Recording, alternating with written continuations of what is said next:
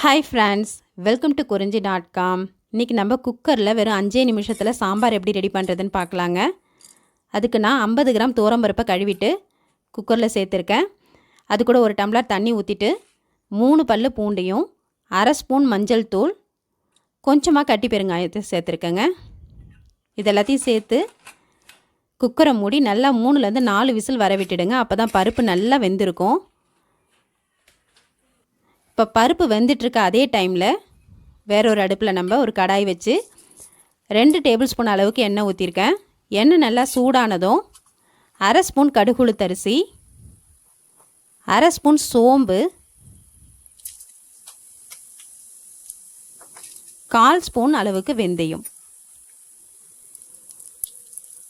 வாசனைக்கு கொஞ்சமாக பெருங்காயத்தூள் சேர்த்து நல்லா பொரிய விட்டுடலாம்.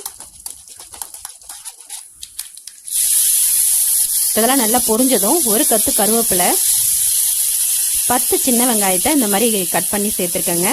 சின்ன வெங்காயம் இல்லைன்னா பெரிய வெங்காயம் கூட சேர்த்துக்கலாம். இந்த வெய்ய நாளில் நம்ம இந்த மாதிரி சின்ன வெங்காயம்லாம் உடம்புக்கு சேர்த்துக்கிறது ரொம்ப நல்லதுங்க. இதெல்லாம் நமக்கு உடம்புக்கு குளிர்ச்சி தரக்கூடியது. இப்போ ஒரு மீடியம் சைஸ் தக்காளி பழம் ஒன்று சேர்த்துருக்கேன். இதையும் நல்லா சேர்த்து வதக்கிக்கலாம்.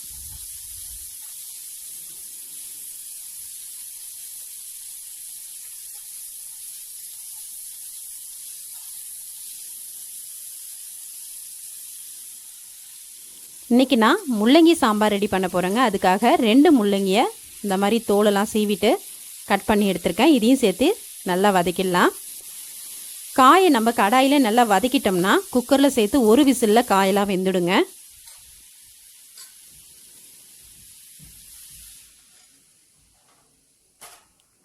இப்போ பருப்பு நல்லா வெந்துடுச்சு. அதை நல்லா கடைஞ்சி எடுத்துக்குங்க. சாம்பாருக்கு பருப்பு நல்லா மைய இருந்தால் தான் சாம்பார் நல்லாயிருக்கும். இப்போ பருப்பு லைட்டாக சூடானதுக்கப்புறமா இதில் நம்ம வதக்கி வச்சுருக்க காயெல்லாம் சேர்த்துடலாம். ரொம்ப ஈஸியாக இந்த சாம்பாரை ரெடி பண்ணிடலாங்க. வேலைக்கு போகிறவங்களாகட்டும் இல்லை பேச்சுலர்ஸோ பிகினர்ஸ்க்கோ இந்த சாம்பார் ரொம்ப ஹெல்ப்ஃபுல்லாக இருக்கும். இப்போ இது கூட நம்ம எப்பயும் அரைச்சி வச்சுருக்க ஆல் பர்பஸ் மிளகாய் தூளை 2 ஸ்பூன் அளவுக்கு சேர்த்துக்கலாம். சாம்பாருக்கு, குழம்புக்கு எல்லாத்துக்குமே இந்த மிளகாய் தூள் யூஸ் பண்ணலாங்க. ரொம்ப நல்லாயிருக்கும். ஒரு சின்ன நெல்லிக்காய் அளவுக்கு புளியை நல்லா ஊற வச்சு எடுத்துருக்கேன். அதை கரைச்சிட்டு இதில் சேர்த்துடலாம்.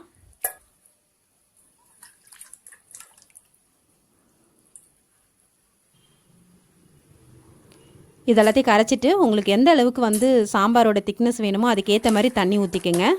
தண்ணி ஊற்றிட்டு 2 ஸ்பூன் அளவுக்கு நான் கல் உப்பு சேர்த்துருக்கேன். இப்போ இதை நல்லா ஒரு வாட்டி கலந்துட்டு நம்ம குக்கரை மூடி ஒரு விசில் விட்டால் போதுங்க. நம்மளோட சாம்பார் ரெடி.